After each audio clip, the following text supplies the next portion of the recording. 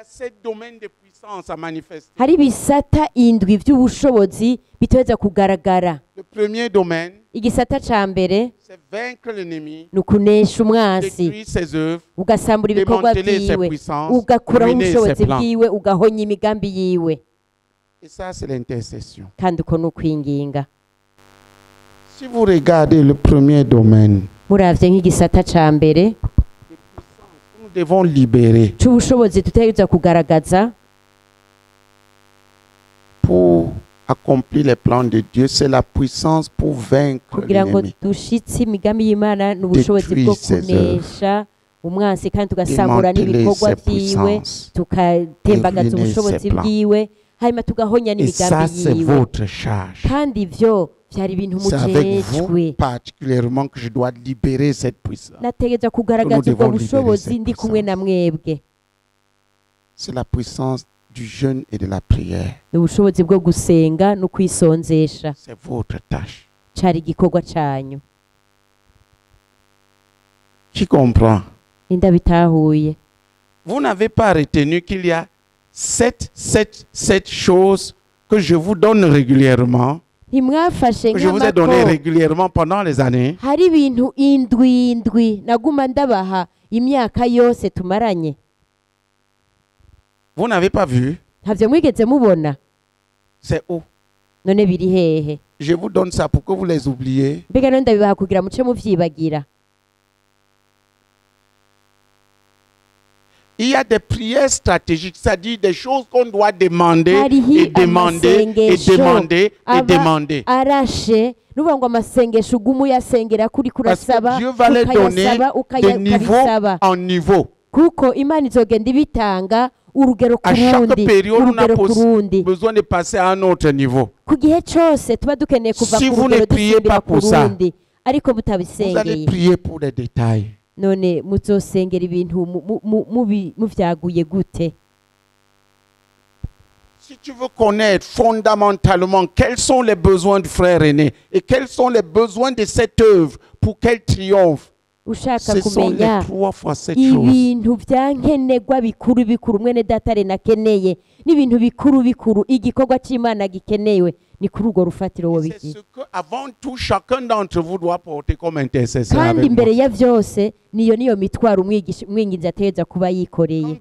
Voilà ce que les gens de puissance devraient porter. Nivyo nivyo abantu bari mu mugwi wo gusengera Voilà les ubushobozi 7 domaines de bategereza manifestation gukora de la puissance de Dieu n'ubushobozi qui bwabo. doit se répandre au milieu de nous pour qu'on triomphe. Ico Mais si gisata vous ne pouvez c'ubushobozi pas bategereza gukora n'inkomezi zanyu zose kugira ngo bikunde tuneshe muri ico gisata. faire de ça votre fardeau central, Ariko ivyo mudashoboye kubigira umutwaro wanyu w'urufatiro, vous suivez quoi? none muba muriko mukurikirana iki?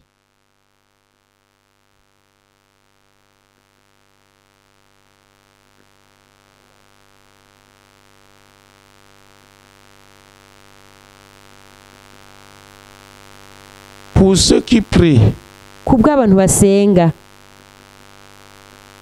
pour la vie spirituelle, basengera ubuzima bw'impwemu il bwanje, y a ce que le frère aîné hariho ivyo et mwene ces gens doivent data être. ene n'abantu biwe bategerezwa kuba bari. Premièrement, Ubwa mbere na mbere séparés bateza kuba asideza kuba de tout, atandukanye na vyose, c'est-à-dire de tout péché, yitandukanije n'icaha cose, de toute mondanité, yitandukanije de toute idole vyose vy'isi n'ibiri mw'isi n'ibigirwamana et vyose de toute distraction n'ibisamaza vyose, et consacré à Dieu. hanyuma akiyegurira Ça, c'est la Imana. première vertu que je vous ai donnée. Ico ni ikintu ca mbere Séparation de nabahaye, tout kwitandukanya et na vyose consécration à no Dieu. kwiyegurira Imana. Vous avez ça dans tous les... C'est des sujets de prière fondamentaux. Iyo ni mitwaro kandi murayifise, ni mitwaro nyamukuru. Ça, c'est ce que le frère aîné doit être. Ivyo nivyo mwene datare nategerezwa Un modèle kuba à suivre pour tous, pour nous nk'icitegererezo tous. co gukurikira ku Il bwa est ça pour que twese, vous deveniez ça. kandi namwe muteza kuhinduka uko nyene.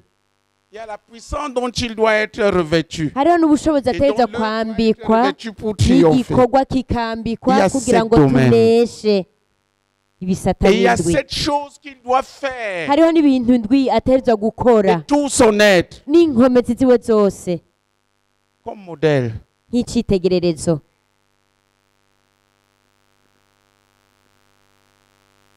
Qui connaît les 7 choses qu'il doit faire? Ninde azi ibintu indwi mwene data Rene ategerezwa gukora?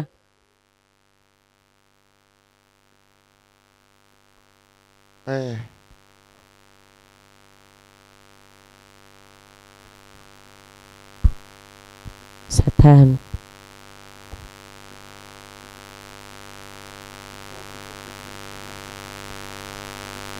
Alors c'est tout ce que je vais vous communiquer durant cette retraite. Rero Parce que bibaye si vous ne ngombwa ko connaissez pas ça, vous ne ari connaissez byo même pas les nzobabwira besoins de la muri personne kino pour laquelle vous kwisonzesha priez. kose, kuko nimba mutazi ivyo umuntu musanzwe muri Et busengere sur les détails. mutegerezwa kuba mubizi Oh, c'est des ni sujets sur n'amashami lesquels yavyo chacun yose, d'entre vous devrait kandi systématiquement ariyo investir. mitwaro umwe Ça a umwe été wese muri donné à mwebwe plusieurs reprises yateza pour ça. kuguma asenga ashimikirako agarukako. Frère, prions que Dieu ouvre l'intelligence. Bene data dusenge Imana yugurura ubwenge, Ouvre ton intelligence Imana yugurura ubwenge bwawe pour comprendre kugira ngo utahure les plans de Dieu. imigambi y'Imana. Prions ensemble. Reka dusenge twese.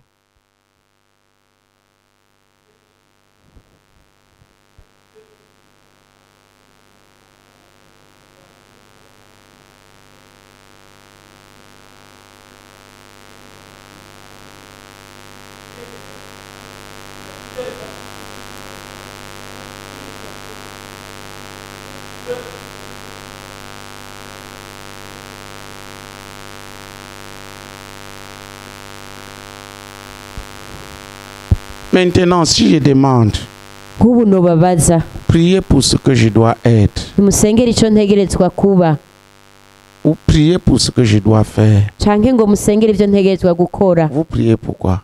Mbega muca musengera iki? La première chose sur laquelle il faudra prier, c'est quoi? Ikintu ca mbere co gusengerako ni icahe?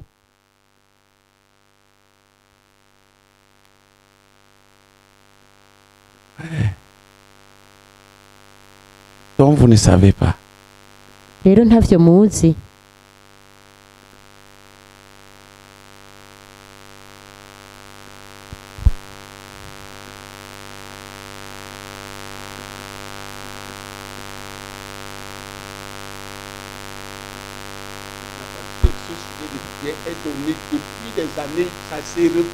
Iyo mitwaro twayihawe haheze imyaka, kandi tuguma tuyisubiramo icya mbere c'est être seul avec Dieu kuba ari wenyene ari kumwe n'Imana, et parler avec lui hama akavugana n'Imana chaque jour umunsi ku munsi, pendant 7 à 8 heures au moins. hagati y'amasaha ari hagati y'indwi n'umunani, biruzuye imbere yanyu. Voilà la première chose que je dois faire. Ico nico kintu ca mbere ategerezwa gukora. La première chose n'est pas parler. Ikintu ca mbere si ukuvugana n'abantu. Et si vous n'avez pas ça devant vous, Ivyo bintu mutabifise imbere vous allez yanyu, prier pour un étranger. muca musengera umuntu mutazi.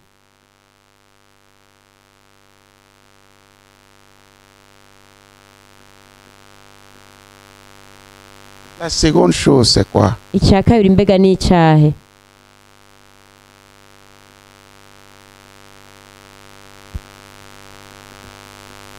Oh Seigneur, Oh mwami,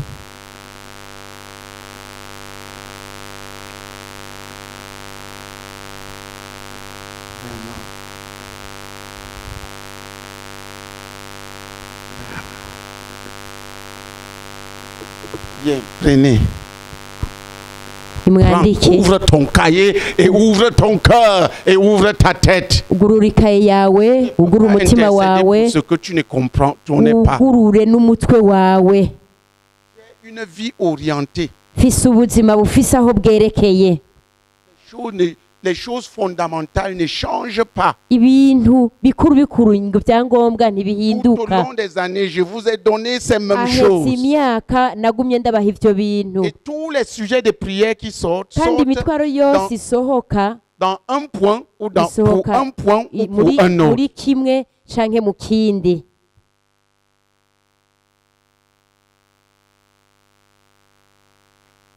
Un, Ubwa mbere ce que le frère aîné est appelé à faire ivyo mwene data Rene yahamagariwe gukora comme modèle à suivre. nk'icitegererezo co gukurikira Selon tout ce que Dieu nous a prescrit. twisunze ivyo Imana yatugeze vyose. Un, Ubwa mbere être seul avec Dieu. kuba ari wenyene imbere y'Imana.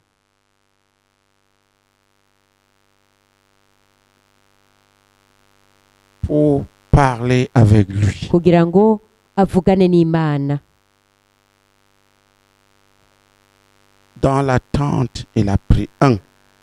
Premier tiré, dans l'attente et la prière. Agakwego ka mbere yiteze Imana ariko arasenga ayirindiriye. Deux, Ubwa kabiri dans la lecture biblique et la méditation de la parole. ariko arasoma yongera arimbura ijambo ry'Imana.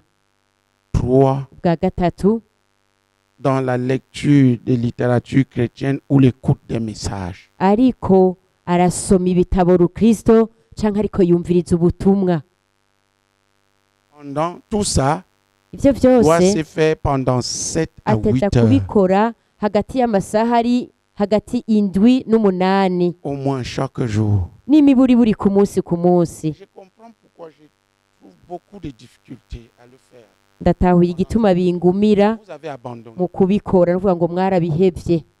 Si tu pries pour que je mange, est-ce que je vis pour manger? Mbega usenze ngo fungure je mbayeho kugira ngo fungure.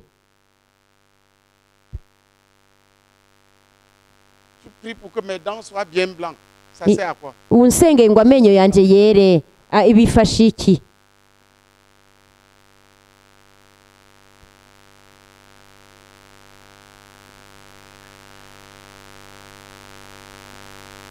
Pour que tu pries pour que j'aie de beaux habits, Usenga ngo ndonke impuzu nziza pour que je sois bien habillé. ngo mbe nambaye neza nshajije.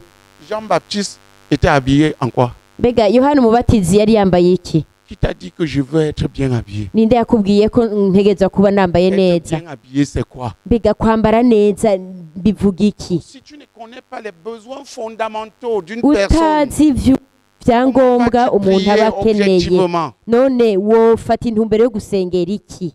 C'est dans ces choses-là que vous êtes censés être mes aides. Ni muri ivyo bintu nyene bisanzwe bizi ko muri abafasha Parce banje, que si je ne les fais pas, kuko ntabikoze et ne les fais pas avec violence, hama sindabikora n'ubuhizi, tout le monde va s'endormir là. abantu bose bazoca basinzira, Personne ne va le faire. nta n'umwe azoheza ngo abikore. Qui comprend ce que je suis en train de dire? Ninde atahura ivyo ndiko ndababwira? Alors, si vous prenez ça à la légère, Canke mubifashe mukavyanjanjwamwo, ça devrait déjà être inscrit en chacun d'entre nous. vyateza kuba vyanditse mu muntu umwe umwe wese haheze imyaka. Pardonne. Vous savez pourquoi? Murazi igituma Le diable a mis tellement de choses dans ta tête. Satani Le monde yashize a ibintu vyinshi cane gose Il y a pas akuzuza moyen. umutwe compose un ku fardeau buryo stable de Dieu. gushira umutwaro udahinduka uguma usengerako, La tête saute dans tous les sens. umutwe ugasimbagurika mu bintu bitandukanye. Voilà le problème. Il n'y a pas moyen de poser un fardeau divin. Nta buryo bwo gushiraho umutwaro wama usengerako udahinduka. Dieu nous vient au secours. Ese Imana yodutabara Que vous mûrissiez. mukure. Dis à ta voisine. Bwira uwo que Dieu ait mwicaranye pitié de nous. utese Imana yotugirira akagongwe, Dans ton nawe Imana travail. ikugirira Au lieu de rester ikigongwe, un bébé au ukure lait. mu gikorwa cawe, ureke kuguma uri Dis-lui umwana ça. agaburirwa amata. Bibwira uwo mwicaranye, Dis-lui, bébé, mubwira uti waruhinja we, que Dieu ait pitié de toi. Imana nikugirira akagongwe, Te donne de mûrir. hanyuma ukure.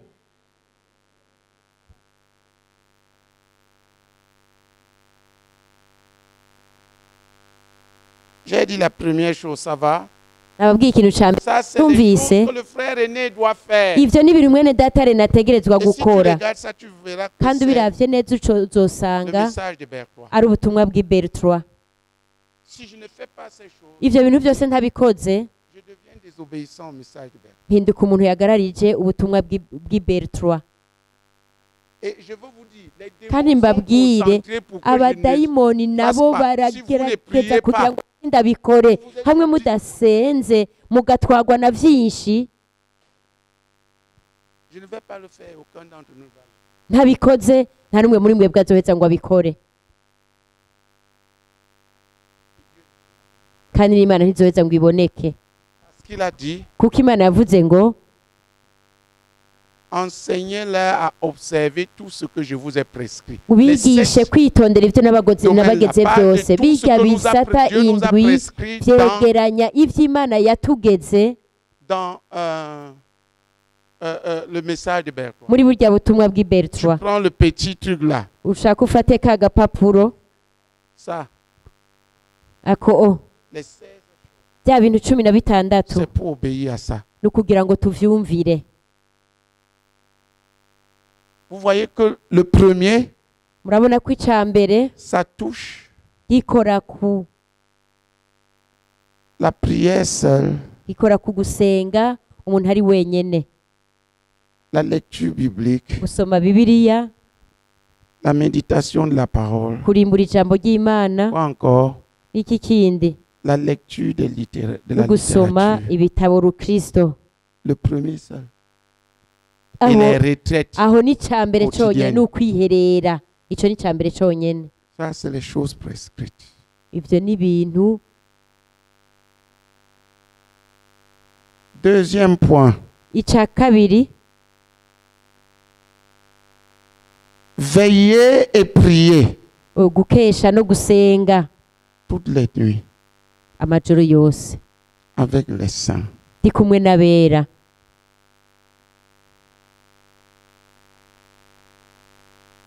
Pendant 7 ou 6 heures.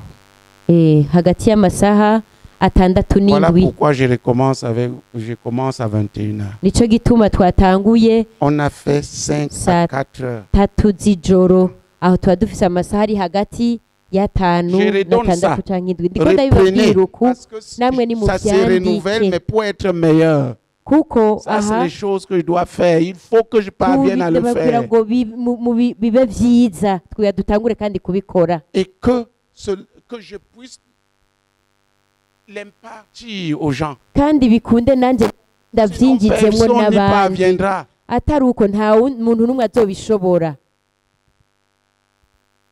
Deuxième chose, icya kabiri, veillez et priez kesha no gusenga avec les frères ari kumwe na bene data ou seul canke ari wenyene toutes les nuits. amajoro yose. Mon but est d'avoir 6 à 7 heures intumbero yanje ni ukukwiza amasaha ari hagati ya 6 chaque n'indwi nuit. imisi yose mw'ijoro. Qui voit que j'ai besoin de prière? none ninde abonye ko akeneye amasengesho? Qui voit ça? ninde yabibonye?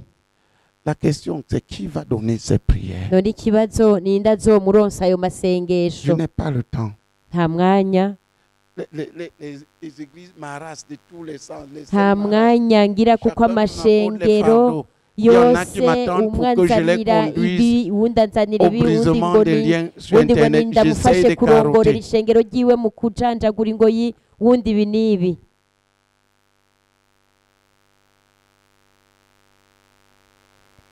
Si vous ne retenez pas ça, ivyo nimutabifashe nkama, vous allez prier comment? none muzoca musengera iki? Voilà les objectifs à poursuivre dans la prière. izo Mais ni izo concernant ntumbero zo gukurikirana mu masengesho. qui a vu, ninde yabibonye? cela répond à la rubrique prière avec les autres. ivyo navyo vyishura ka karongo ko gusenga au-delà. usengana n'abandi canke ukabirenza. La troisième chose, c'est quoi? ica gatatu none ni ikihe? Prêcher et enseigner. kwigisha no kuvuga ubutumwa bwiza.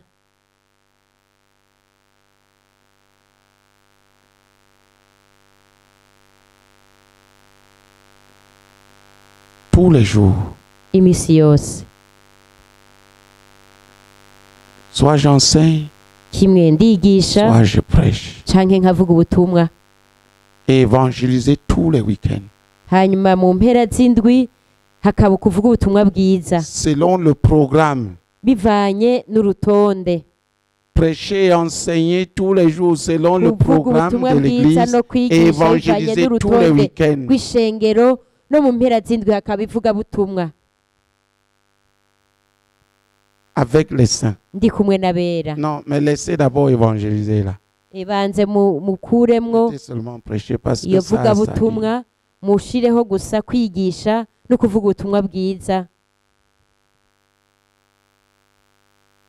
je redonne ces choses Ahasubiye kubaha ivyo bintu, parce qu'il y a des petites corrections hariho qui sont apportées au fil des ans à cause parce que ça se utuntu duto perfectionne. dukosowe kuko uko imyaka Je ne reste igenda pas. C'est pas la iragenda façon que je voyais harabaho il y a 2 ans que ça se voit uguhinyanyurwa. aujourd'hui. Hariho ibintu biboneka mu gihe ca none. Amen. Prêcher et enseigner tous Kuvuga les jours. ubutumwa bwiza no kwigisha imisi yose. Soit je prêche, Hari aho mvuga ubutumwa, quand c'est l'évangélisation, j'évangélise tous les jours. ari ivugabutumwa naho nyene Quand ndavuga c'est ivugabutumwa l'enseignement sur les imisi finances, yose, ari j'enseigne tous les jours. ukwigisha canke ku butunzi nkigisha.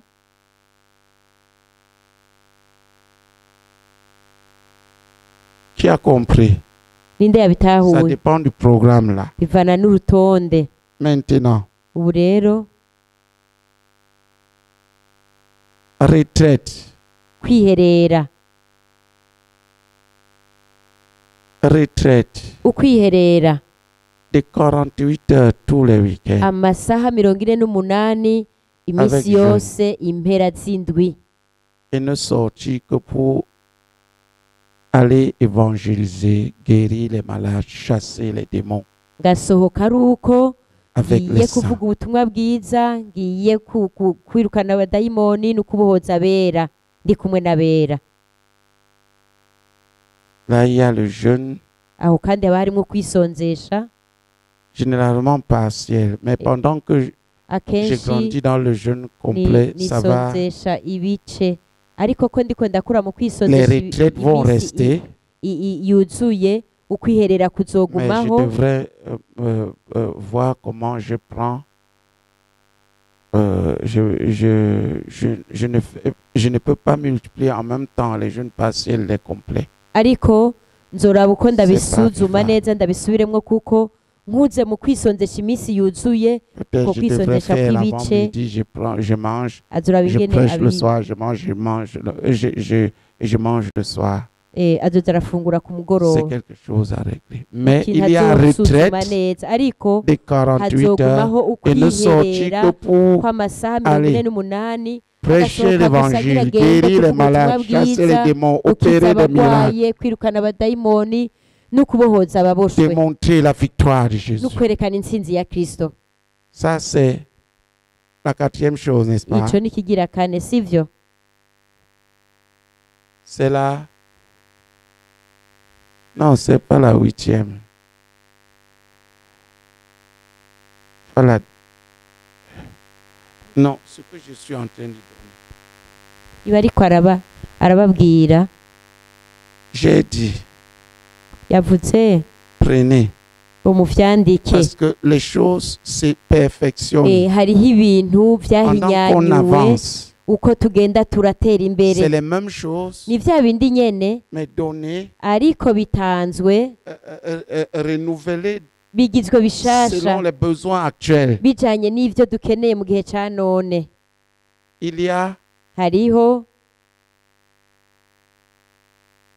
ce que j'appelle rencontre dynamique quotidienne avec Dieu. Ça veut dire ivyo être nita seul guhura avec Dieu n'Imana ku gice canje buri munsi, chaque jour. nivyo nita ngo kwiherera Pendant ndi jenyene ndi 6 kumwe Pendant n'Imana 7 à 8 heures seul hagati y'amasaha ari hagati Pour y'indwi lire. n'umunani, kugira ngo nsome, pour veiller et prier, kugira nkeshe nongere nsenge, lire et méditer la parole, nsome kandi ndimbure ijambo ry'Imana, lire les livres chrétiens ou écouter les enseignements. nsome bitabo Kristo canke numvirize Ça, ubutumwa. c'est pour cultiver aho no kugira la ngo relation avec Dieu. mbagarire ubucuti bwanje n'Imana. La deuxième chose, c'est quoi? Mbega ikintu C'est ca kabiri veiller ni et iki? prier avec les dirigeants. Gukesha ngasenga ndi kumwe Ou seul, n'abarongozi chaque nuit, canke ndi jenyene buri joro pendant 7 à 8 heures. hagati y'amasaha y'indwi n'umunani. Après, c'est quoi? Hakurikira iki? Prêcher kuvuga et ubutumwa enseigner bwiza tous les no jours, kwigisha iminsi yose selon le programme. yisunze La quatrième chose, urutonde. c'est Ica kane, me retirer chaque week-end kwiherera buri mpera z'indwi, et ne sortir que pour aller agasohoka gusa prêcher la agira bonne aje nouvelle, kuvuga guérir les ubutumwa malades, bwiza, chasser les akiza démons, opérer des abagwaye, miracles, yirukana abadayimoni kandi akize répondre aux besoins n'abagwaye, du peuple. no kuronsa ubwoko bw'Imana ivyo Ça, c'est bukeneye. 4. Ico ni kigira kane. Cinquième chose, c'est quoi? Ikigira gatanu ni ikihe?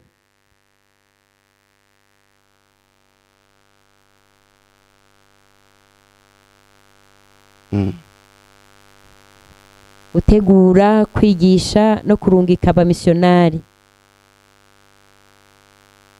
Qu'est-ce que j'ai sauté?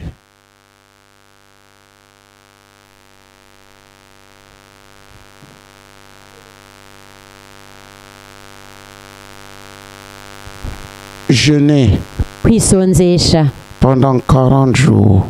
kwisonzesha iminsi 40. Tenir une croisade de jeûne et de prière de 40 jours avec les saints. Kuremesha Avec igikorane cyo kwisonzesha harimo n'amasengesho Tous les ari kumwe 4 mois. n'abera iminsi 40 yose. Ça, c'est la cinquième chose. Ico ni ikintu kigira gatanu. La sixième, Ikigira gatandatu c'est former, no guhingura, envoyer, kurungika,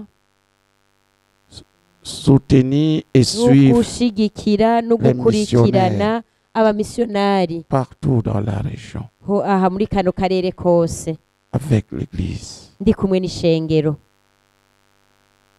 La septième, Ikigira indwi, c'est quoi? La septième pourrait être le ikigira sixième indwi, là. ikigira indwi Mais coshaka dans l'ordre kikaba des ico choses, kigira que je suis entré gatandatu. dans ces choses, voilà l'ordre.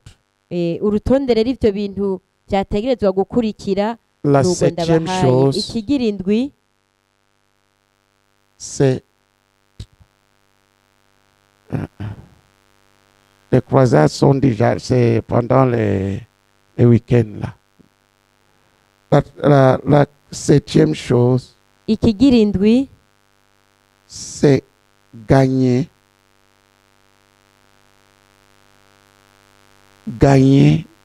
et donner au Seigneur. kwinjiza no gutangira Gagner umwami, massivement de l'argent et kwinjiza investir amafaranga dans menshi l'évangile no gutangira comme rwose entrepreneur pour la mission igikorwa c'umwami canke kuba umunyamigambi et kubw'igikorwa grandir c'umwami, jusqu'à investir 100 millions au moins là. kubikuramwo gushika naho yoshobora gutanga Voilà la miliyoni septième 100. chose. Nico nico kintu kigira indwi. Si tu veux savoir ce que le frère René fait, Ushaka voilà les kumenya 7 ivyo mwene domaines datarene akora où n'ivyo, il doit être un modèle. kandi ateza kubiberamwo Il doit akarorero, grandir. ateza kubikuramwo. Vous, plus que n'importe qui, doivent connaître ça. Namwe Parce que c'est kurusha pour uwari ça we que, wese c'est mwateza pour ça que je dois kubimenya, faire. Vous kuko devez ni veiller, ibyo nteza crier gukora, à Dieu chaque semaine mubiteramire pour que je le musenge fasse. muborogera Imana buri ndwi kugira ngo ndabikore.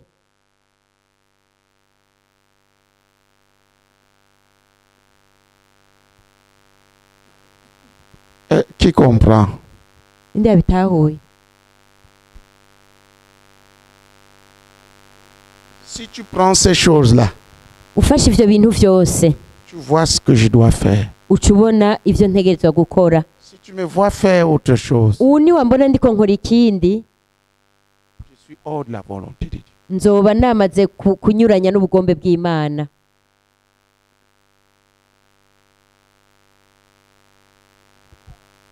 Qui a compris? Inde yabitahuye. Pour que vos têtes reviennent là-dedans, après ceci, vous devez prier pour ça. kugira ngo imitwe yanyu ibigarukemwo tubihejeje muca musenga Et mûrissez. hanyuma mukure. Un intercesseur a des fardeaux qui ne bougent pas. umwinginzi agira imitwaro Ça, itanyiganyiga. c'est des fardeaux qui ne changent pas. iyi ni imitwaro idahinduka. Il s'agit d'un genre de vie. Amen. aha havugwa ubuzima umuntu ategerezwa kubamwo, Des choses à faire qui ne ibintu changent byo pas. gukora Des routines. bidahinduka, imenyero. Ça, c'est les routines. izi ni imenyero.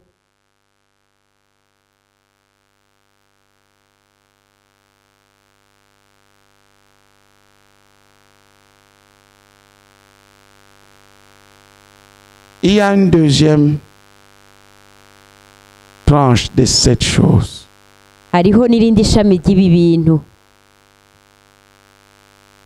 C'est ce que le frère aîné doit être ivyo mwene data rena ategerezwa kuba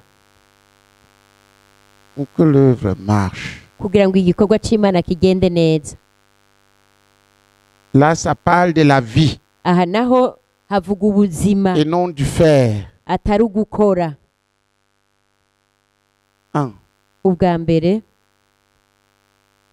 séparé de tout kwitandukanya na vyose, et consacré exclusivement, attaché agaca exclusivement à Dieu. yiyegurira kandi akamatana n'Imana gusa.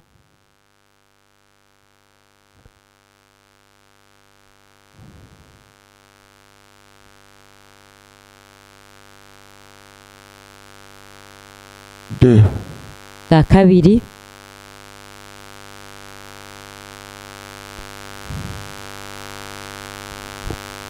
ce que je dois être, ivyo ategerezwa kuba, les valeurs que je dois représenter, ivyo ategerezwa kwerekana, la vie que je dois ubuzima dégager.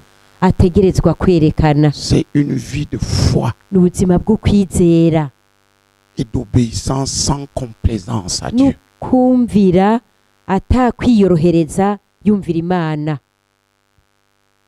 Quand tu me vois, umbonye tu dois voir un homme plein de foi utegereza kubona umugabo yuzuye ukwizera et qui obéit kandi yumvira à ce que Dieu nous a commandé. ivyo Imana Envers et contre yatugeze tout. vyose ico vyomutwara cose. Voilà ce que je dois être. nivyo nivyo ategerezwa kuba. Troisième chose, ikintu ca gatatu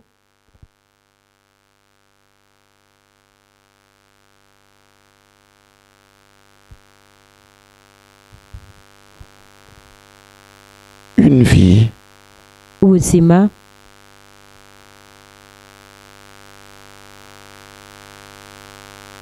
pleine de la connaissance qu'on doit avoir, la connaissance de la volonté ubuzima de Dieu. bwuzuye kumenya connaissance ubugombe de ce que Dieu bw'Imana. veut nuvuga ngo kumenya ivyo Imana ishaka que nous fassions. ko dukora.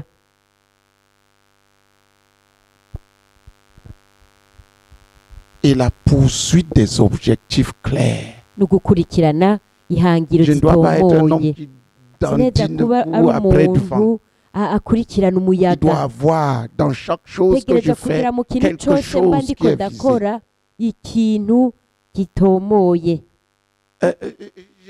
Comme on est en train de parler là, nk'ubu turiko tuvuga gutya, frère, est-ce que vous ne discernez pas? Vous ne voyez pas ces choses? benedati ivyo ntavyo muriko murabona, Vous ne les voyez pas? ntavyo muriko murabona. C'est ça la qualité de vie nako niko karanga k'ubuzima que nous devons libérer en tant qu'œuvre pour gagner. dutegerezwa kugaragaza Que Dieu veut nk'igikorwa multiplier kugira ngo tugire dans cette intsinzi Imana ishaka kugwiza muri kano karere.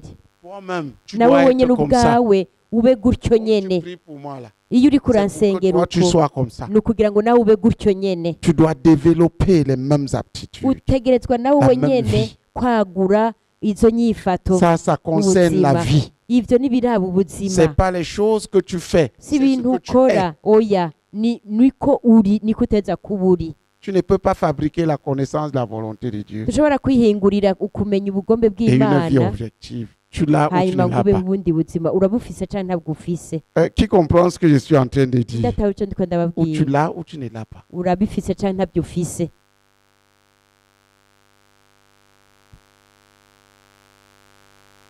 Après quoi?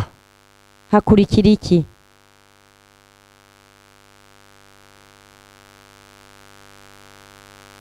Mais tout simplement, shirako gusa une vie remplie de Saint-Esprit ubuzima bwuzuye mpemu yera et revêtue de la puissance de Dieu. kandi bwambaye ubushobozi bw'Imana. Voilà ce que je dois être. Nivyo nivyo ntegerezwa kuba ndi. Une bombe vivante. Igisase, Un feu. igisasu kizima umuriro. Une vie remplie de la puissance. Ubuzima Remplie bwuzuye de Saint-Esprit bwuzuye mpemu yera et revêtue de puissance. kandi bwambaye ubushobozi. Pour être simple. Pour être simple. Kugira ngo abe ari umuntu yoroheje.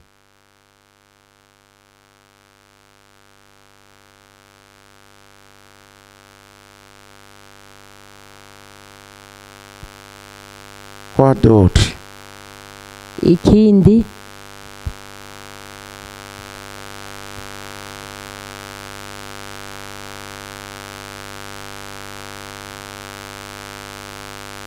Oui, prenez ça.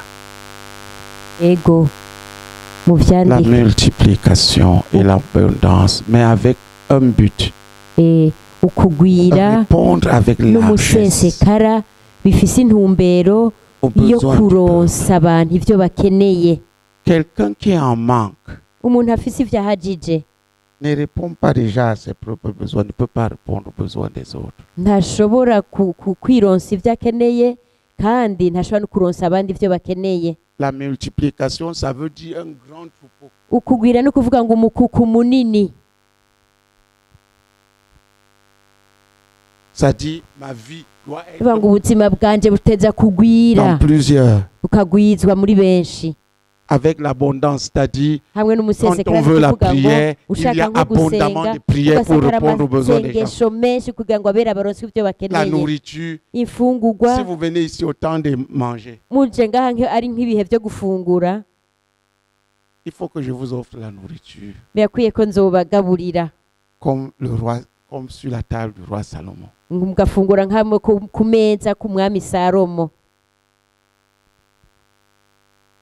Attendez le jeûne Nimurindire ukwisonzesha, partiel.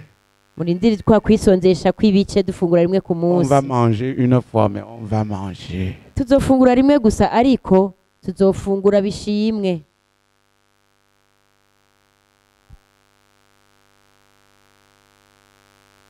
Amen. Amen.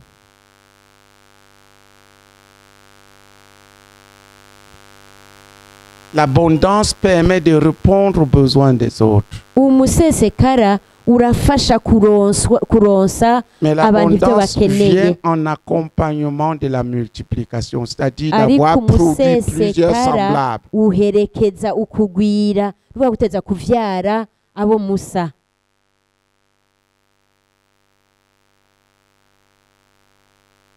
Une brebis a besoin de l'aide maintenant. Nk'intama ikaba ikeneye gufashwa. Il me faut en moyenne 3 millions. N'imiburi buri nkeneye nk'imiliyoni 3 kugira ngo ifashwe. Et c'est sérieux. Kandi si ibintu vyoroshe Ce n'est pas une personne qui a l'habitude de demander. kuko n'umuntu adasanzwe amenyereye gusaba. Je ne te dirai pas. Sindamukubwira. Je dois tout simplement avoir l'argent. Jewe nsabwa gusa kuba mfise amafaranga Et il est régulièrement comme ça. kandi vyaramyeho nk'uko. Qui comprend? Indabitahura. Je dois avoir l'argent. Tegeza C'est ça, kugira amahera. L'abondance, là, c'est ça. Nuwo niwo musesekara uriko Il y a uravugwa. l'abondance de biens Habaho matériels. umusesekara wo mu bintu biboneka. Qui comprend? Indabitahura. Parce que le peuple grandit. Kuko ubwoko bw'Imana Les buriko besoins burakura. grandissent. Nivyo bakeneye navyo bigakura. Et le berger doit répondre. Kandi umwungere ateza kubibaronsa. Qui comprend? Indabitahura. Gloire à Jésus. Amen. Je remets un peu les choses dans l'ordre.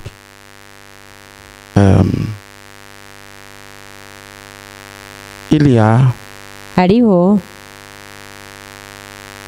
la connaissance ukumenya de l'amour fraternel kumenya urukundo rw'abavukana et de la charité. C'est l'amour fraternel et la charité. urukundo rwa bene data n'ukunywana. L'amour fraternel, c'est ce que je vous disais. Urukundo rw'abavukana ni bimwe nariko ndababwira mu kanya. La largesse. Ukuvuga ngo ubwaguke bw'umutima kugira ngo uronse abantu ibyo bakeneye ugafata neza bene data. C'est pour ça que nous avons mis la multiplication et l'abondance avant comme moyen. Par exemple, il faut que je réponde à leurs besoins en enseignement. Oh,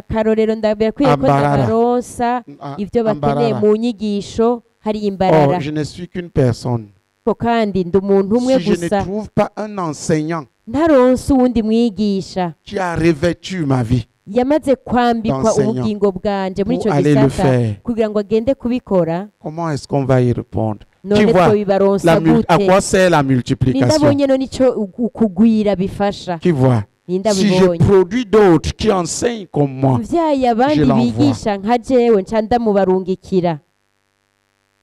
Si je veux qu'ils s'organisent, je cherche un organisateur qui fera ce que je ferai.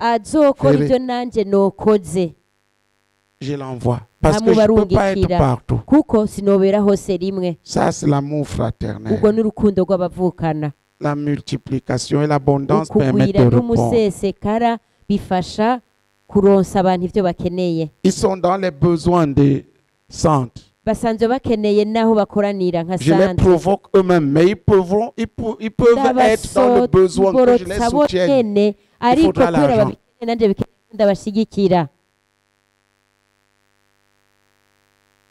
Qui comprend?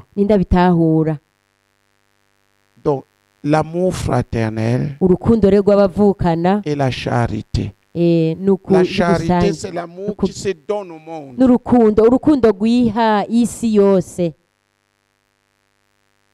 L'amour répandu pour les prochains. Aimer les peuples. Et se livrer à Dieu pour leur bien. Donc il y a l'amour fraternel et la charité. Ça, c'est la 6e chose. Et la dernière chose, c'est non.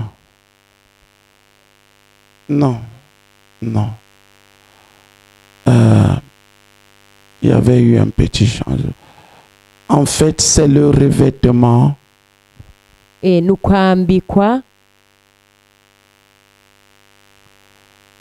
caractère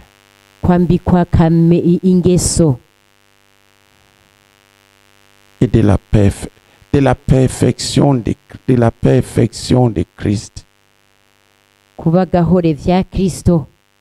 et de sa gloire. C'est-à-dire dans toutes ces choses-là que je fais, tendre à être comme Jésus, comme fils adoptif, identique au Fils unique. Je reprends. La 7e chose concernant l'aide, c'est le revêtement du modèle de Christ et de sa perfection comme fils adoptif, identique au Fils unique et comme modèle à suivre. Voilà la 7e chose. Voilà ce que je dois être revêtu en Christ. Parce que si vous ne retenez pas ça comme essentiel, ivyo nimutabifata vous allez vous nk'ibintu éparpiller. bikenewe nyamukuru, muzoheza musanzaza inkomezi. Ça, c'est la vie Ubwo n'ubuzima que je dois libérer. ntegerezwa kugaragaza. Il y a la puissance N'ubushobozi dont je dois être revêtu pour produire de ntegerezwa l'impact. kuba nambitswe kugira ngo ngire umumaro. Et donc chacun d'entre nous, selon son domaine, doit être revêtu parce que ça, ce n'est pas wese ce muri que Dieu met. twebwe bivanye aux dirigeants n'igisata de l'œuvre, c'est au peuple qui le dit. ategerezwa kugaragaza. C'est ce que son peuple doit être. Nivyo n'ubwoko bwiwe butegerezwa kuba.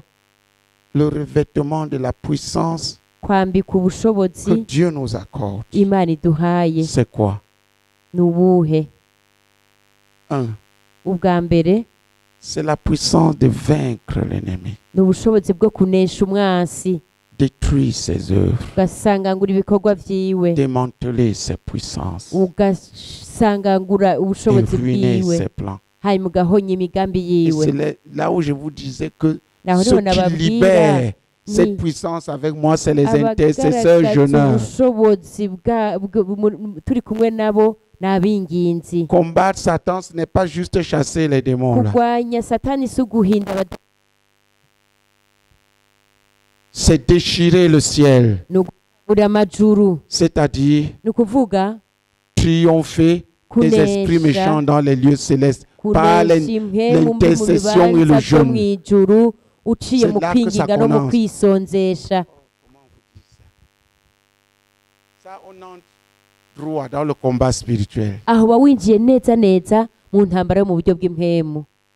Il y a 4 échelles Hari ingazi zine de puissance z'ubushobozi à vaincre. zo kunesha. Au top niveau, Ku rugero rwa nyuma c'est l'état-major de Satan. ni leta majoro ya Satani, Ce sont les esprits méchants ni impemu mbi dans les lieux célestes. mu bibanza vyo mw'ijuru.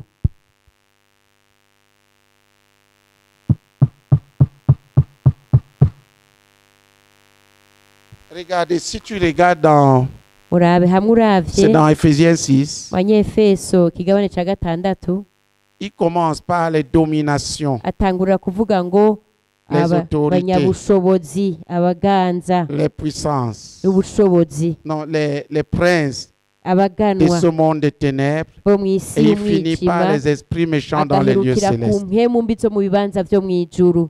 Alors ça m'a posé un problème. Ivyo vyanteye ingorane. Quand Dieu s'est mis à m'expliquer Imana itanguye kunsigurira les dominations, ibinyabushobozi, il me dit, regarde, ngira ngo raba regarde le mot domination. ngo raba izina Ça veut dire ibinyabushobozi, ni ukuvuga tous les démons abadayimoni bose barekuriwe pour hirya no s'assurer que les hino hommes kugira ngo restent soumis bacungere ko chacun abantu umwe wese aguma aciye à Satan. bugufi, aciriye bugufi Satani, qu'ils ne puissent pas accomplir les plans de Dieu. ntibashobore imigambi Pour qu'ils ne y'Imana, puissent pas accomplir les plans de Dieu. Ça, ntibashobore c'est les gushitsa démons que imigambi nous y'Imana. chassons. Abo Mais n'abadayimoni c'est l'échelle 1. duhinda, aho ni ku ngazi ya mbere. Quand j'ai dit, mais pourquoi est-ce que tu n'as donc pas placé Mbajije Imana, none kubera iki les plus grands en haut? utashize iziruta izindi hejuru? La réalité, c'est que le diable Ukuri renverse nuko les choses. Qui comprend ce que je dis? acurika ibintu. Ninde ataruvye ndiko ndababwira? Chez lui, le plus grand est en bas, le Eh. plus... Kwa Satani mukuru ni waza Il hasi, travaille toujours à faire le contraire. yamakora kugira ngo Voilà akore pourquoi la Bible a renversé. nuko niko Bibiliya nayo yaciye C'est ibicurika. une autorité renversée. Ni ukuvuga ngo ni ubutegetsi bucuritse. Et qui comprend ce que je suis en train de dire? Ndatahura ivyo ndiko Si ndababwira. tu veux voir l'échelle, tu commences par ce Ushaka qui est en kuraba bas. iyo ngazi, hera Les ku kiri esprits hasi. méchants dans les lieux célestes. Impemu mbi zo mu bibanza vyo mw'ijuru, Qui sont-ils? none nazo ni izahe? C'est l'armée de Satan Ni ingabo za Satani qui couvre l'espace au-dessus de la zimwe terre. zikwiye ibibanza byose byo hejuru S'assurer y'isi, Que kugira ngo toute lumière qui zicungere vient de Dieu neza n'atteint pas ko umuco uvuye les hommes sur la mw'ijuru terre. ku mana C'est pour udashikira ça que abantu la bari ngaha terre ku est dans isi. les ténèbres. Nico gituma isi iri mu mwijima. Qui comprend? Ninde abitahura? L'intercession est la seule arme Ukwinginga konyene nico kigwanisho qui peut conyene déchirer cette voûte. gishobora gutabura icyo hanyuma bigashoboza ijuru ko ritantamuka maze ibintu bigakoreka ku isi bikwiye ko ijuru ryuguruka umuco w'Imana nawe ukururuka ugashikira abantu ku isi. Pourquoi nous avons mené le combat que nous avons mené au Burundi et pourquoi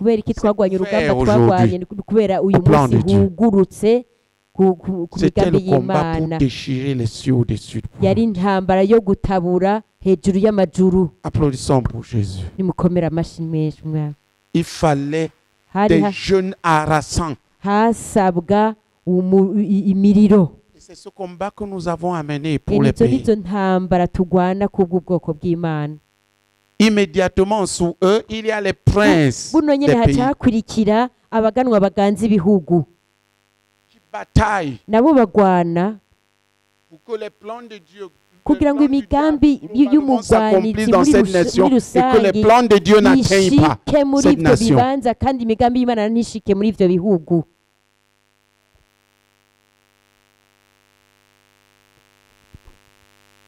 C'est les princes.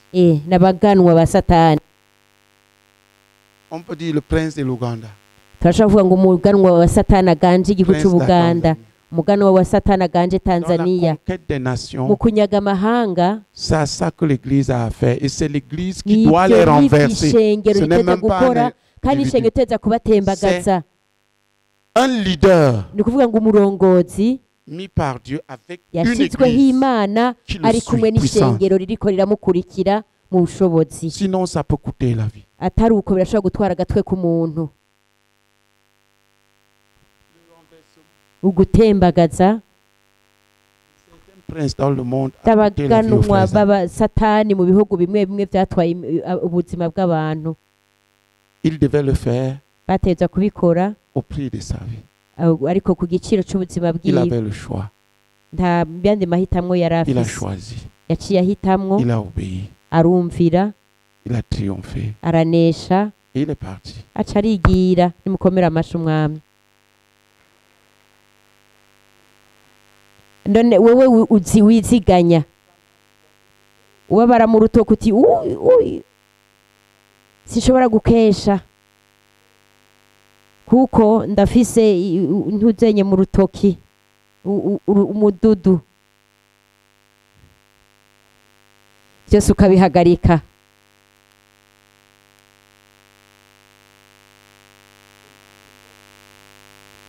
Kubabara mu rutoke bikaguhagarika byose bigaca bihagarara. Bwira mwicanye ati uwanesheje uruwanesheje.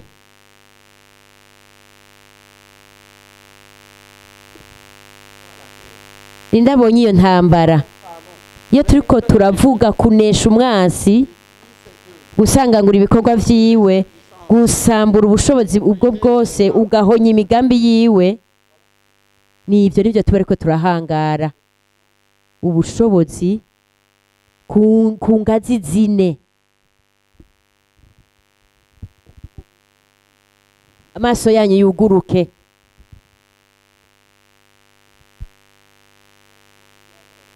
Ndabonye ingene Satani yitunganije. Ni twebwe turi mu kajagari.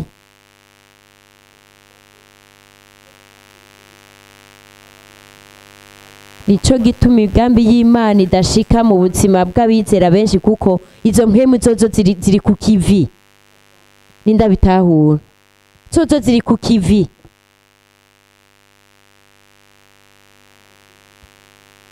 Urero hariho abaganza. Hariho uganza ganje bwiza. Iyo uri kuragenda mu makartie uva mu ikartie uja mu rindi urabona imwe mu mbitsi ziganje muri ayo makartie. Bega bwiza haganjwe niki? Buraya. Niyo mpemi ganje mu bwiza. Uburaya.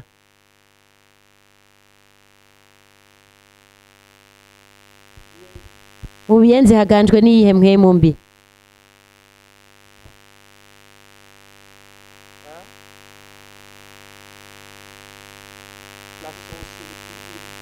ubupfumu ni iki ni Isilamu.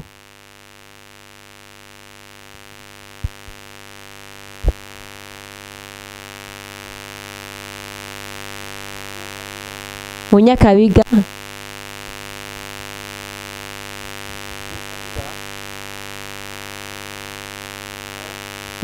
hagajwe ni Kaboregwe. Ugiye mu quartier sobanukirwa impemu mbi ziboshe abantu bahaba. Nuvuga ngo nubutegetsi bwo mu buryo bw'impemu bwo gutembagaza bakurungitse mu quartier babohe uba unyaga imitima urondera umukuku hanyuma mutembagaze uyo uwo muntu aganza aho tunyaga abo bantu. Voilà la réalité. Nuko niko ibintu biba bimeze. Qui voit? Indabibonye. Qui voit ça? Indariko arabibona. Dans tout ça vous trouvez où? None muri ivyo byose mwebwe muherereye hehe? Vous trouvez en tête là. Aha hejuru. Déchirer le ciel. Mutabura amajuru. Renverser les princes. Mutembagaza abaganwa ba Satani. Le jeûne et la prière. Mugira ukwisonzesha no gusenga. Premier niveau. Nizo ngazi zibiri za mbere. C'est là où vous êtes en train de blaguer. Naho niho muri ko muraterera inkuru mufyinatira. Qui voit? Nindabibonye. Voilà le combat spirituel. Niyo ntambara yo mu buryo bw'impemu. Maintenant il y a les démons. Ure hariho abadayimoni. C'est les esprits qui entrent dans les gens. Ni impemu mbi zinjira mu bantu zikabagereza. Il peut en avoir plus de 1000. Ashobora kuba afise izirenga igihumbi muri we. Ça c'est maintenant le travail igikorwa des évangélistes, des ministres de la parole. Sabavuga butumwa n'abakozi b'ijambo bw'Imana bahetse bakazisangangura. À quel niveau vient le ministère de la parole? Nindabonye urugero igikorwa cy'ijambo ry'Imana ruzirako. Qui voit? Nindabibonye. C'est au dernier niveau là. Uvuga ngo ku rugero rwa nyuma ingazi ya nyuma.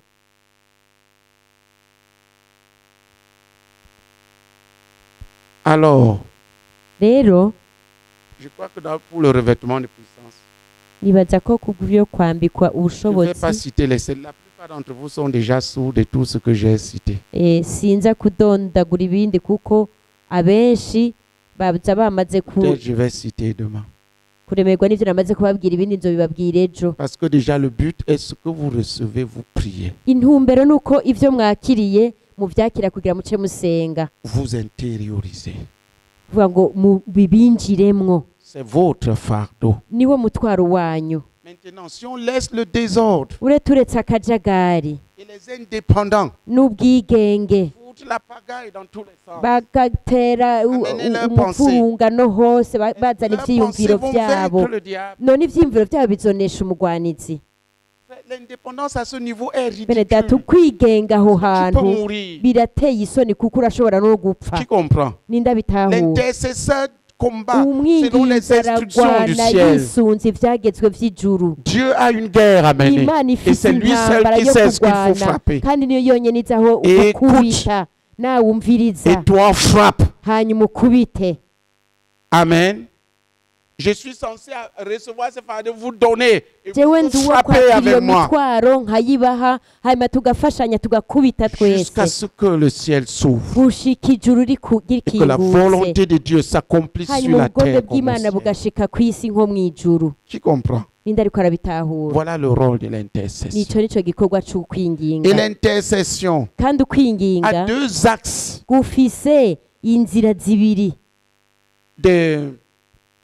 d'excellence. Deux axes dans lesquels, principalement dans lesquels tu peux croître en excellence. Un, le jeûne. Deux, la prière. Si tu ne programmes pas l'excellence que tu dois atteindre dans le jeûne et la prière, tu n'es pas un intercesseur. Tu es un avorton. Un intercesseur né yaravutse est mort prématuré. acapfa atarakwiza n'igihe cyo kuvuka.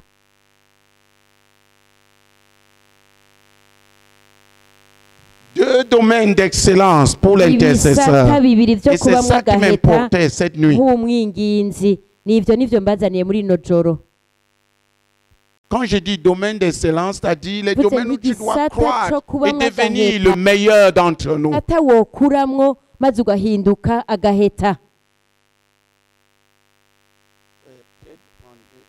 Mwasize ikibaho hejuru, mwari kuba mwagisize ngaha hasi. Le jeûne kwisonzesha et la prière.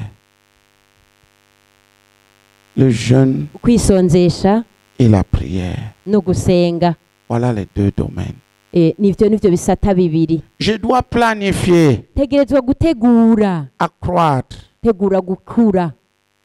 Et à atteindre le meilleur. No gushikira vyiza bibaho. Que Dieu nous a ordonné de donner. Imana yadutegetse ngo dutange. Dans le jeûne. Mu kwisonzesha. Et le meilleur. Vyiza bibaho. Que Dieu nous a ordonné de donner. Imana yadutegetse gutanga. Dans la prière. Mu gusenga. Qui connaît le meilleur? Nindazi vyiza bibaho. Que Dieu nous a ordonné dans le jeûne. Imana yadutegetse mu kwisonzesha. En tant que peuple. Nk'ubwoko bwayo. Qui connaît? Nindabizi. Bien, je vais vous dire. Ngira ndabibabwire. Ouvre bien tes oreilles. Ugurura neza amatwi yawe. Intercesseur. Wa mwinginzi we. Parce que c'est vous qui devez devenir les meilleurs dans ce domaine. Uko ni mwebwe mutegerezwa guhinduka beza babaho muri ico gisata. C'est un tiers de tes jours dans le jeûne. Ni ica gatatu c'ivyo wotanga mu kwisonzesha. L'excellence dans le jeûne. Kuba gaheta mu kwisonzesha. Tel que Dieu nous l'a présenté. Kurya nyene Imana yabitweretse. À travers notre Père spirituel. Biciye muri data wacu mu buryo bw'impemu. 120 jours par imisi 20 umwaka. Tourne-toi vers ton frère. Tourne-toi vers. Hindukirira uwo mwicaranye. Arrête d'être fainéant. Mubwire uti reka gukwega amaguru. Tu es intercesseur, il y a une guerre. Uri umwinginzi kandi hari intambara. Donne-nous 120 jours de ta vie de jeûne. Duha imisi 120 yawe yo kwisonzesha ku mwaka.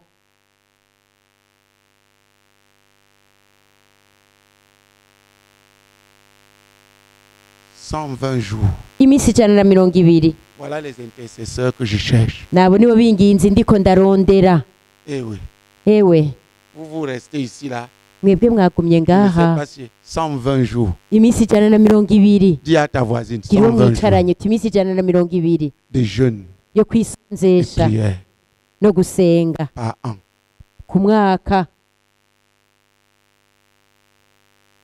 Voilà ce que je tiens toujours devant moi. Nivyo ngumiza imbere yanje imisi yose. J'ai mélangé les partiels et les naravanga imisi yo kwisonzesha igice niyuzuye ariko ubu havugwa imisi 120 yo kwisonzesha yuzuye ku mwaka. Et si tu ne peux pas faire kandi udashoboye kuyikora 3 jeûnes de 40 jours. Imisi 3 yo kwisonzesha imisi 40. Ukisonzesha inshuro gatatu. Vous m'entendez? Uriko muranyumva? J'attends les gens qui vont faire les jeûnes de 40 jours. Ndarindira abantu bazisondesha imisi 40 inshuro gatatu ku mwaka. 3. Inshuro gatatu. Avec le frère René. Bari kumwe na mwene data René. C'est vers là que je grandis. Naho niho ndiko ndakurira. Mais parce que je n'y arrivais pas. Ariko kubera ntabishikako. J'ai mis les complets. Nashizeho imisi yuzuye. Et j'ai mis les partiels au moins au double. Ndashiramwo niyo gufungura rimwe ndayigwiza kabiri.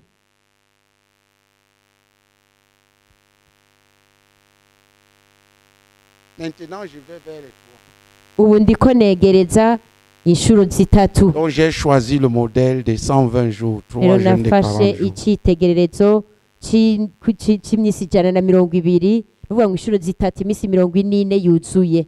Amen. Yishura uti amen. Donc, dans ce modèle-là, rero muri kino cyitegererezo tout le monde peut grandir à la perfection. Umuntu wese ashobora gukura kandi akaba gaheta. Quelle est la perfection? None nakahe gaheta? Telle qu'elle nous a été présentée. Ako nyene tweretswe. Nous parlons du jeûne. Turiko tuvuga ukwisonzesha. La perfection que nous poursuivons, gaheta turiko turakurikirana, c'est 120 jours. Iminsi 120. Du 360. 120 ku majana 360. C'est le modèle que notre Père spirituel a posé devant nous. Niko karorero data atuvyara mu buryo bw'impemu yatweretse. Pourquoi c'est sale? Kubera iki? Kibaho ni gihanaguye. Ntibiboneka kubera ikibaho kiracafuye. Il y a plusieurs manières de donner les 120 jours. Hari uburyo bwinshi woshikana iyi minsi 120. Ubwa mbere, je peux choisir de faire les jeûnes de 3 jours. Ndashobora gufata ingingo yo kuza ndisonzesha iminsi 3. Si je veux poursuivre la perfection, shaka kukurikirana kuba gaheta nimwumvirize. Tu dois grandir. Utegerezwa gukura. Dis à ton voisin, tu dois grandir. Kiro mwicarane tutegerezwa gukura. C'est fini les petits. Tujya tuntu duto biraheze. Devenir des ministres de jeunes. Hinduka abakozi bo kwisonzesha. Un ministre de jeunes. Umukozi wo kwisonzesha. C'est quelqu'un qui donne 120 jours de jeûne et de prière. 120 yo kwisonzesha harimo no gusenga. Ne dors pas. Reka gusinzira. C'est pas le moment. Oya si umwanya wo gusinzira. Vous devez devenir. Mwebwe mwese muhinduke abo. À moins que tu ne sois kireka utari uri kimuga mu mubiri. Uri kimuga ufite ubumuga butabigushoboreza. Dis à ton voisin, fais ton travail. Kiriwe mwicarane tukora akazi kawe. Fais le bien. Kandi ugakore neza. Nous te montrons quoi faire. Turakweretse ingene uzobukora. Avec 3 jours, hamwe niyo minsi 3, avoir 120 jours, kugira ngo ukwize iminsi 120, il te faut combien? None ubona ukeneye ingahe? 40. Ukeneye iminsi 40. 40 jeunes. Ni kuvuga ngo uzocugwiza na 40. Et pour le faire en un an, kandi kugira ngo ubikore mu mwaka umwe, tu planifies tous les 9 jours. Utegura iminsi yose inyuma y'iminsi 9. Et ne dormez pas. Reka gusinzira ni mwebwe ndiko ndabwira, mwebwe nyene na cane cane mwebwe. Vous m'entendez? Muriko muranyumvaga mupfaso. Ubunebwe burangire. C'est à vous que je parle pas. Ni mwebwe ndiko ndabwira. Vous ne pourrez pas enseigner aux gens. Kuko ntimuzoshobora kwigisha abantu ce que vous fuyez. Ivyo muhunga. À moins d'un handicap clair, tu en parles avec moi. Ufise ubumuga buzwi kandi tukaba twabivuganye, fata nawe uruhara kwawe hajya. Ni ukuvuga ngo ikicaniro cy'ikimazi. Offre des sacrifices que Dieu accepte. Tanga ikimazi Imana yemera. Dis à ton voisin. Kiro mwicaranye. 120 jours. Uti iminsi 120. Pas de négociation. Nta byo guhariramwo ngaho. Tu es intercesseur. Uri umwinginzi, mubaze turi umwinginzi akwishure.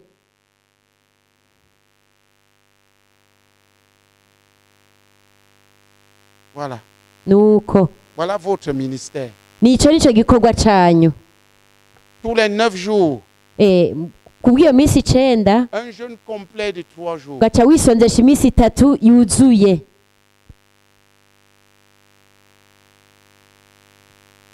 Nous devons mûrir selon ce que Dieu nous a demandé.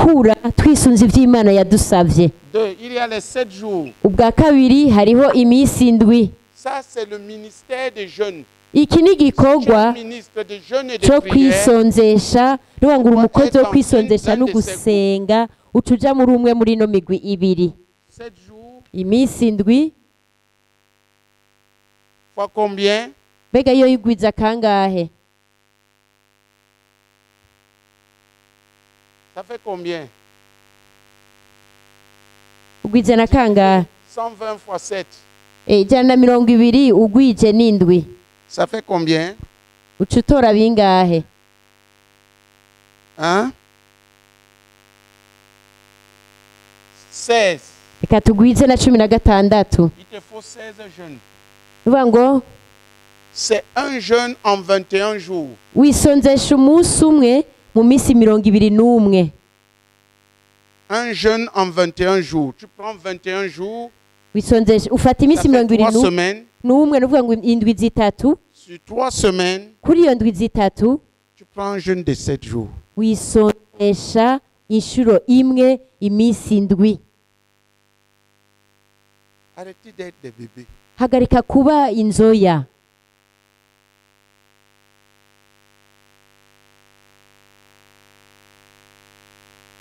Qui est pour ça? Ninda vyemeye. Lève la main. Nakiriza ukuboko. Ah. Tu fuis. Donc tu vas faire les 40 de 3 jours. Rero uzocugira ya minsi 40 yuzuye inshuro gatatu. Ce n'est pas pour... Vous êtes mes couvrières, n'est-ce pas? None si mwebwe dusangiye igikorwa. Tu es couvrière du frère René ou pas? Uturafatanije igikorwa na mwene data René canke ni mufatanije? En quoi? Mubiki. Mubiki. On paye le prix. Tu payes ta part. Tutanga ikiguzi nawe ugatanga gwawe.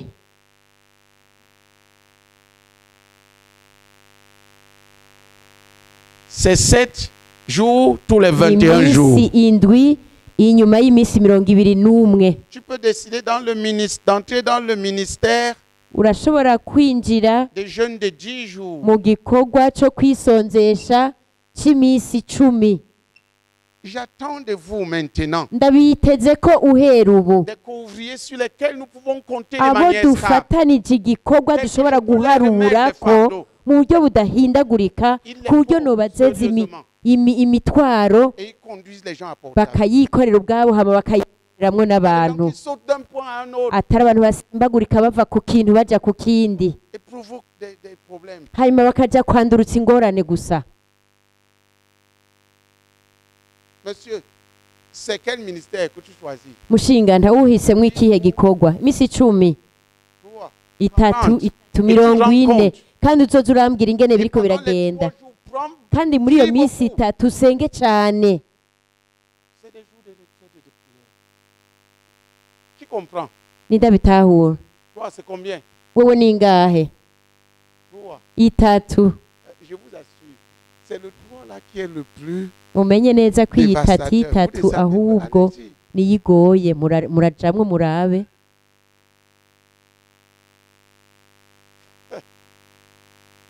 Le 3 là. Iyo minsi 3 mwumva. Après quelques jours, tu vas sentir. Mais ça va changer toute ta personne. Tu vas devenir une autre personne. Tout ce qui résiste aujourd'hui dans ta vie va s'écrouler. Ibintu byose byari bizitanye byari byikomantaje mu buzima bwawe bizoca bitembagara. Uhinduka uwundi muntu mushasha. J'exhorte les gens. Ntera intege abantu ngo bafashe uku kwisonzesha bongere kukwiherera. Pour les jeunes de 10 jours, il faut 12. Kwisonzesha kw'imisi 10. Donc un jeûne tous les mois. Vuga ngo wisonzesha imisi 10 buri kwezi. Tous les 21 jours. Ici, c'est tous les mois. C'est-à-dire 30 jours. Aha ni buri kwezi. Ça fait 12. Aha nawugwiza na 12. Dans tous les cas, tu as 120 jours. Ko biri kose ushika ku minsi 120. Si tu décides maintenant ufashe ingingo rero de prendre yo gufata celui de 20, 21 ukwisonzera kw'imisi 21. Si c'est les jeunes de 20 jours, ufashe iyo kwisondesha imisi 21 canke 20, c'est 6. Ni inshuro zitandatu. Donc, tu auras un jeûne uzokwa murongo kwisonzesha tous les 30 jours. nyuma y'iminsi mirongo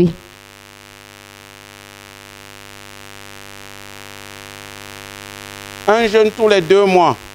zo kwisonzesha rimwe inshuro 21 c'est ça? Oui. nyuma y'amezi abiri tous les 2 mois. nyuma y'amezi abiri. Si moi j'étais à ta place, c'est ça que je prends. jewe ndi mu kibanza cawe aho niho noca mpagarara Parce que ça laisse du temps de bien manger. kuko biraguha umwanya wo gufungura neza.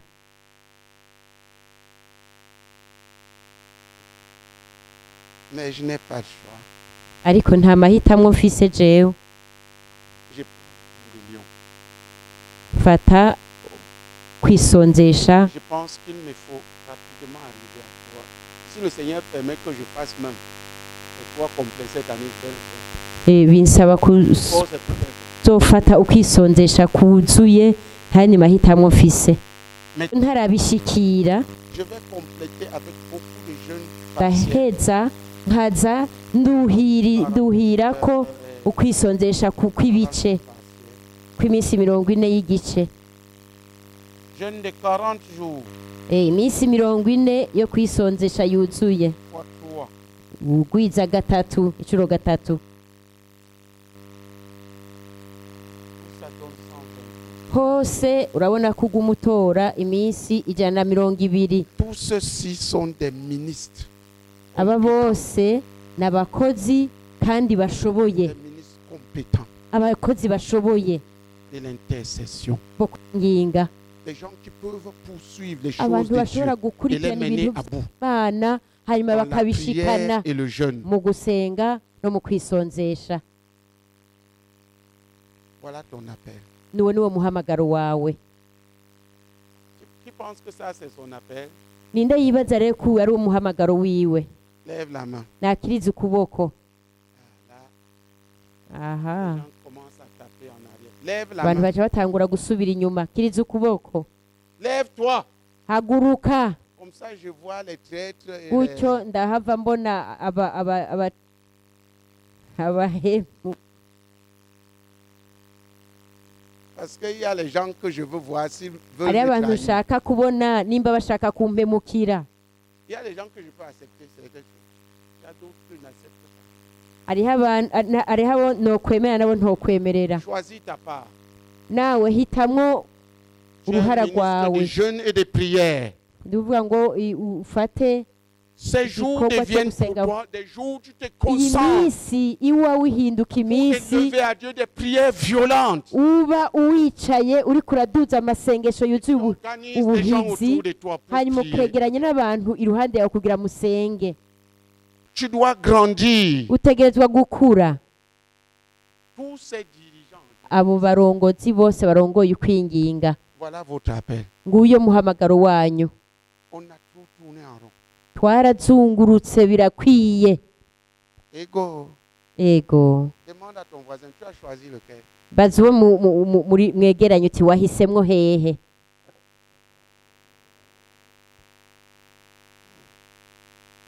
Tu as choisi lequel? Tu es déjà là. Tu as choisi lequel? nawe wahisemwo hehe?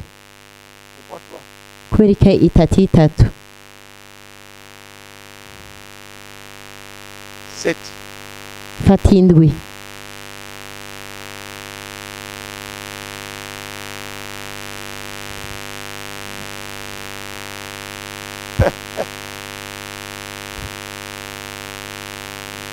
C'est plus évident. indwi biba vyoroshe. Lève-toi et remercie Dieu pour son appel. haguruka ushimira Imana kubw'umuhamagaro wayo À jeûner, à prier et à wo prier avec jeûne. gusenga usenga ariko wongeyemo no kwisonzesha. Il y ndasenga a des périodes ariko hariho ibiringo de prière fervente. byo C'est-à-dire gusenga avec cri, avec jeûne. n'umururumbo ndiko ntera amaboroga nisonzesheje. mufaso ningahe wewe?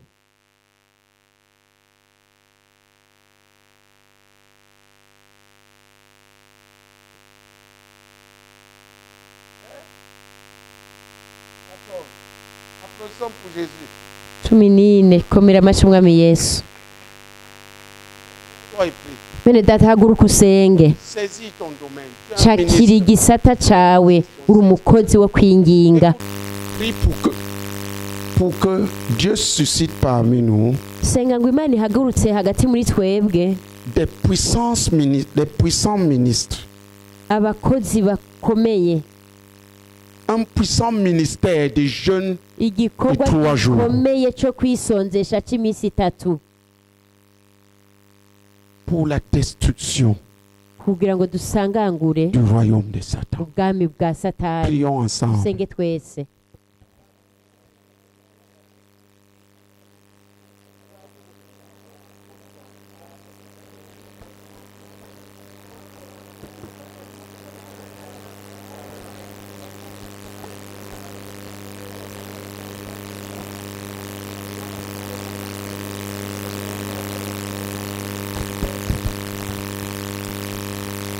Prends notre partenaire. Fata ukuboko k'uwundi muntu. Tu pries avec lui. Musengane.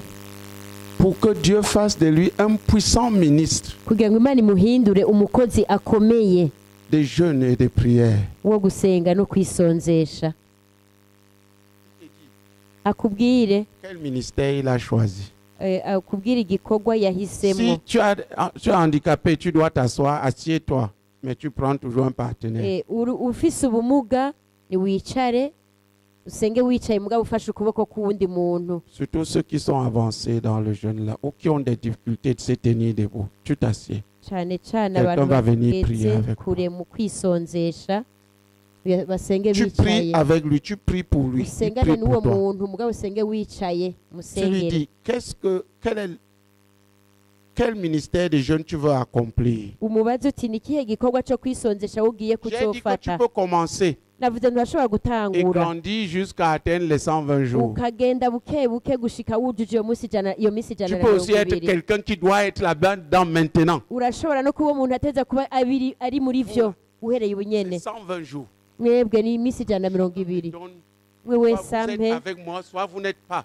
Canke turi kumwe canke ntituri kumwe. Umwe wese ampe icegeranyo. Mama zigi ba mama les 120 jours. Iyo minsi 120. Kugira ngo nanje numve ntekanye. Ko murikorera hamwe nanje ibyo duteza kwikorera. Que les gens restent dans l'air. Abantu baguma mu kirere. 120 jours frère. Iminsi 120 mwene data. Dis à ton voisin 120 jours. Giro mufatanye ko iminsi 120. Dis-lui quel ministère tu as, il prie pour toi. Umubwire igikorwa yafashe hanyuma uca umusengera. Pour que Dieu te visite. Kugira ngo Imana imugendere. Et te rende capable de l'accomplir. Mushoboze kuyishitsa. Prions ensemble. Dusenge twese.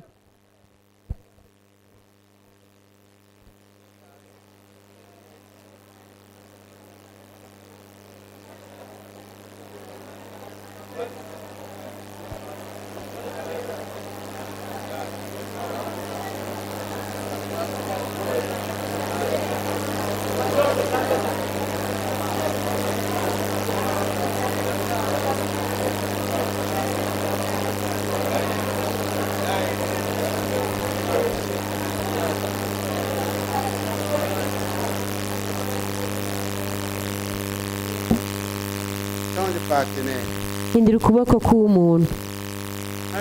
Avec ceux d'ici, reste avec ceux de là. Ceux de là vous êtes entre. Ceux d'ici vous êtes entre. Abo abari hirya mugumane hagati muri mwebwe, abo hagati mugumane, abo hirya nabo nyene mugumane mu migwi. Abo hirya musenge.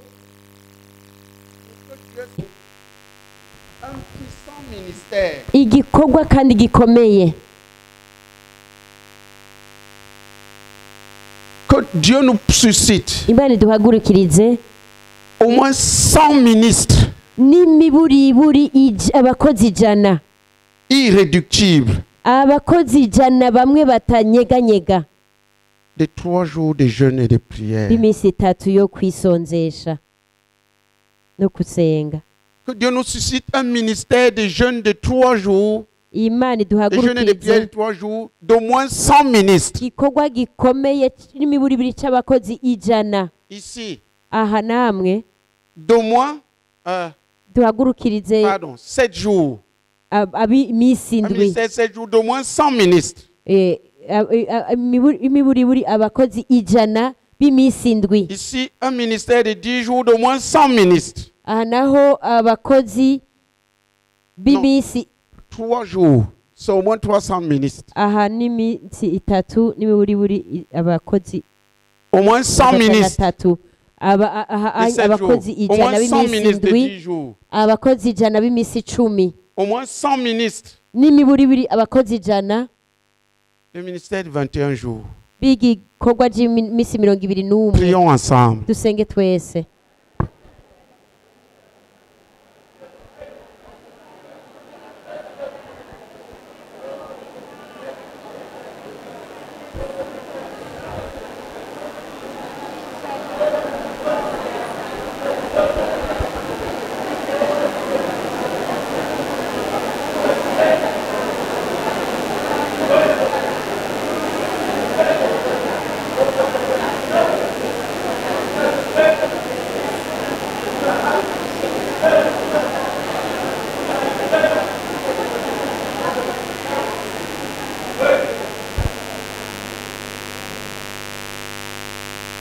Amen. Nous tous, nous prions. Twebwe twese dusenge. Que Dieu suscite autour du frère René. Imana ihagurutse iruhande ya mwene data René. Au moins 100 ministres. N'imiburiburi abakozi ijana.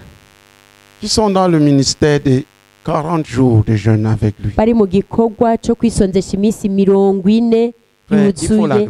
Bari kubona mwene data René, mwene data aho. Il ne s'agit pas de faire un jeûne de 40 jours. Il s'agit de faire 3. Si ukwisonzesha inshuro imwe imisi 40, oya, ni ukwisonzesha imisi 40 inshuro zitatu. Il faudra déjà que j'y arrive moi-même. Ariko bizosaba ko nanje ubwanje mbanza kubishobora. Non, prions que le frère. Dusenge kugira ngo ubwa mbere. Que le Seigneur rende le frère René capable. Imana ishobotse mwene data René. De devenir un ministre. Guhinduka uwo mukozi. De 40 jours de jeûne et de prière. W'imisi 40 yo kwisonzesha. Prions ensemble. Dusenge inshuro gatatu.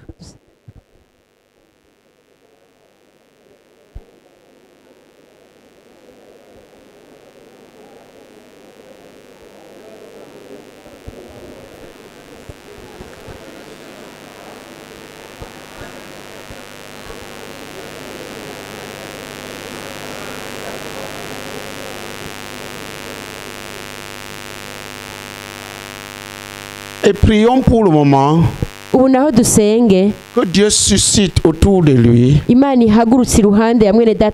pour chaque jeûne de 40 jours au moins 100 personnes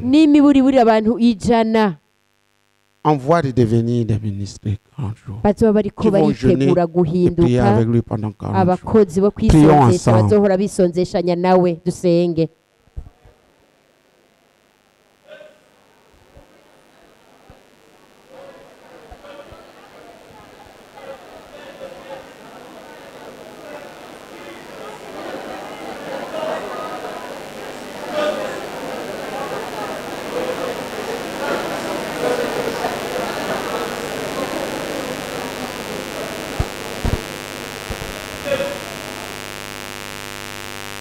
Je sens qu'il me faut poursuivre ça cette année même.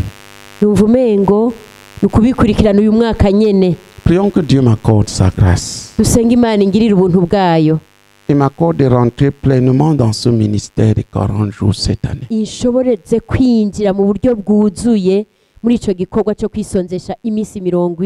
me rende capable d'accomplir victorieusement 3 jeûnes de 40 jours.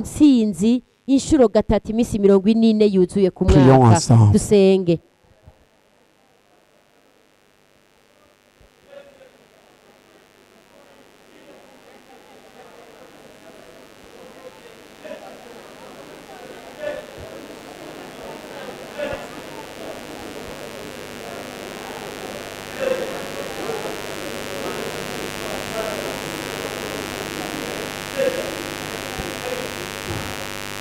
S'il te plaît, prends un partenaire.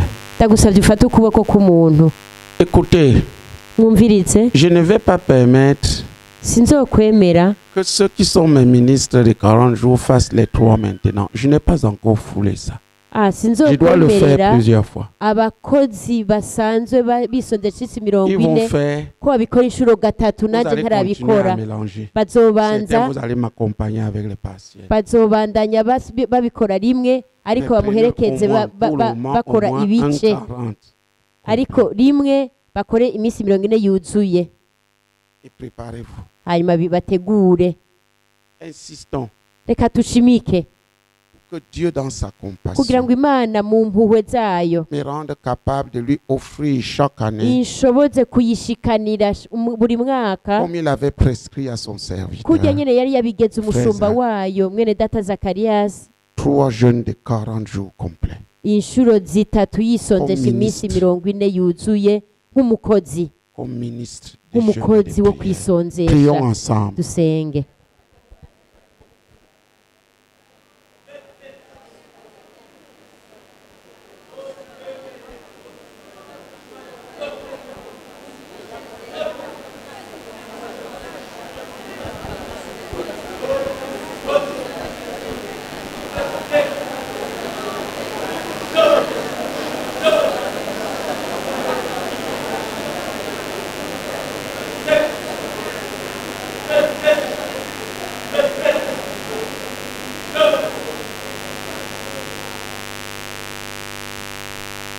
Prends encore un partenaire. Vous voyez, ça c'est des fardeaux essentiels. Iyi ni mitwaro kandi mikuru mikuru. Vous oubliez. Hamwe igihe cyose. Ça n'a pas de sens. Muhaciye ça c'est dans le jeûne et la prière que nous libérons la puissance pour vaincre. Ukunu gusenga no kwisondesha kurekura ubushobozi bwo kunesha no gutabura amajuru. Sinon rien de Dieu ne se passe. Ataruko nta nakimwe cy'Imana kizokoreka. Qui se souvient des années où on a prêché pour qu'il y ait un démon qui fuit. Maze tuvuga ubutumwa bwiza kugira ngo idayimoni imwe gusa ishobore kugenda. On pouvait passer 3 mois et on délivre une personne. Twashobora kumara amezi 3 tuboha twirukana idayimoni imwe. None hahindutse iki? Amajuru yaratantamutse. Tu comprends? Ndabitahura. Maintenant Dieu peut agir plus librement. Urera Imana yashobora gukora kandi yorohewe. C'est des années de jeûne et de prière systématique. Twisonzesha urudakuzako. Et si vous avez remarqué, nous prenons ces jeûnes à des dates précises. Kwisonzesha kuba on essaie de répartir. Je répartis l'année en 4, 3 fois. C'est la même chose que le frère Théodore fait. Ce qui fait que je me joins juste à lui. Lui, il est déjà là-dedans.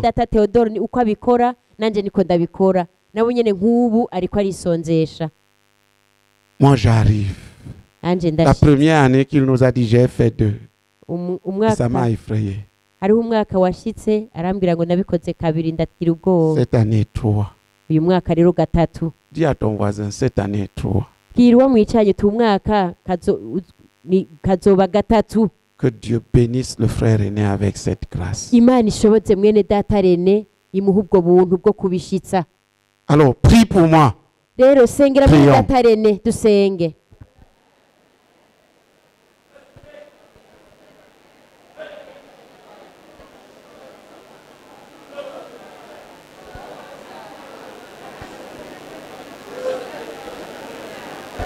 Kabaka churi kaduru la kabaka sabaka churi kabaka duru la kabaka churi kabaka duru la kabaka churi kabaka duru la kabaka churi kabaka duru la kabaka sabaka churi kabaka duru la kabaka churi kabaka duru la kabaka churi kabaka duru la kabaka. Alléluia. Asseyons-nous.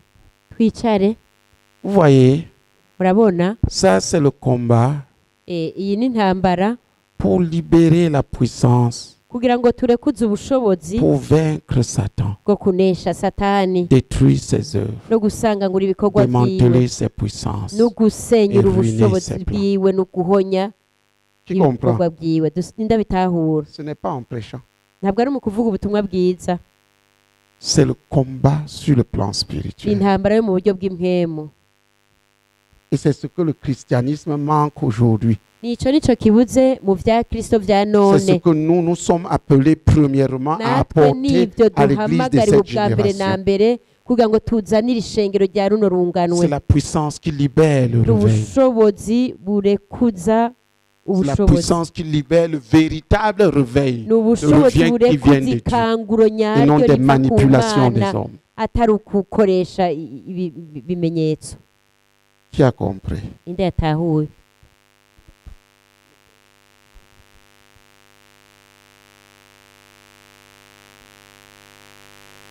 Oui, maintenant je vais vous laisser prier. 1. Priez pour ceux qui sont encore dans le jeûne. Vous priez pour chaque jour. Que Dieu les porte victorieusement. Jour après jour dans le jeûne. Pour tous les jours qui restent.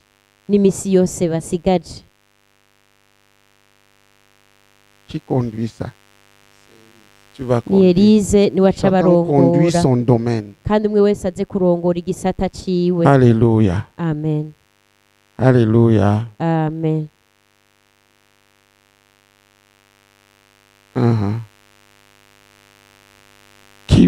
Quelqu'un va conduire pour la visitation de Dieu, que chacun d'entre nous, pour la transfiguration, que chacun d'entre nous ici soit visité pendant cette croisade, pendant ce retraite, équipé, transformé, réveillé pour l'accomplissement des plans de Dieu. Qui devrait conduire ça? Qui devrait conduire? Elle n'est pas là. Qui est son disciple? C'est ça le problème des gens qui ne font pas les disciples.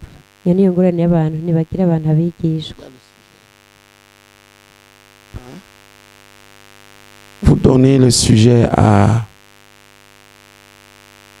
elle. Elle va conduire.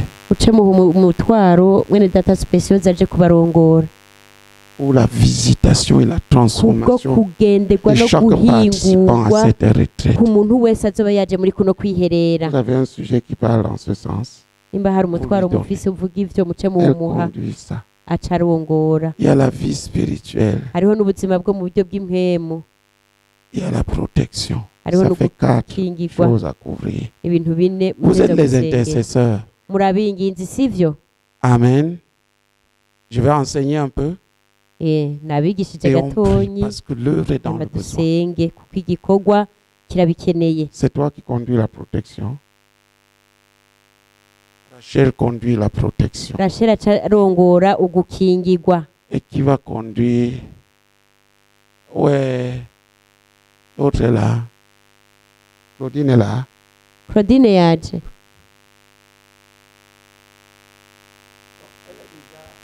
Entrer dans le rang des gens qui reculent.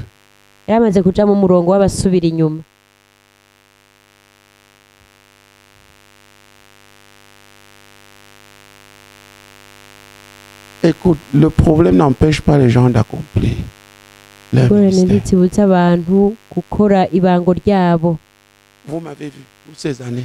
Aucun problème ne m'a arrêté. Et puis quand tu sais que tu n'es pas là, et c'est ton fardeau, tu as préparé quoi pour que ça soit fait?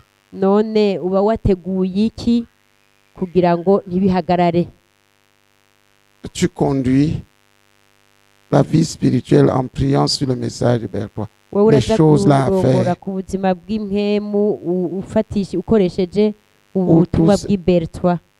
Tu vois? Voilà. Dis à ton voisin, tu es ministre. Gira mwicaranye turi umukozi.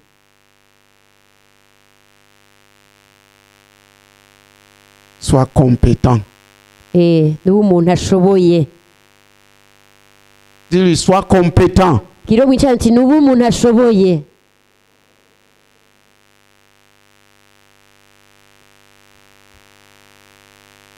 Et sois en bonne santé. Kandi ube mu magara meza. Si vous ne touchez pas, venez pas à toucher tous les points. Nimutashobora kubikora ko vyose. On va continuer. Demain, celui qui commence par ce qu'on n'a pas touché. Uzoba yatanguye acahera ku vyo mutazoba mwashoboye gukora kuri no mugoroba muri kino gitondo. Amen. Amen. Amen. Ce que je vous ai donné aujourd'hui, les 3 choses. Ivyo nabahaye uyu munsi bijya bintu bitatu. On devra centrer les prières dessus. Bategerezwa kuba ari ivyo mwerekeza ko Mais amasengesho. il faudrait que je prie d'abord avec vous. Ariko bisaba ko mbanza kubibarongoreramwo. On prend ça. Mukaheza mukavyandika. Gloire à Dieu. Bienvenue. Kaze. Dis à ton voisin, bienvenue. Mwicaranye uti kaze. Et la part du frère René. Timwene data René aguhaye ikaze. Tu es précieux pour nous. Uturi w'agaciro kuri twebwe. Tu es précieux pour le frère René. Kandi uri w'agaciro kuri mwene data René. Et tu es précieux pour le Seigneur Jésus. Kandi uri w'agaciro ku mwami Yesu. Sois fort. Nukomere. Sois fort. Nukomere. Sois fort. Nukomere. Sois un ministre compétent. Umukozi ashoboye. Amen. Amen.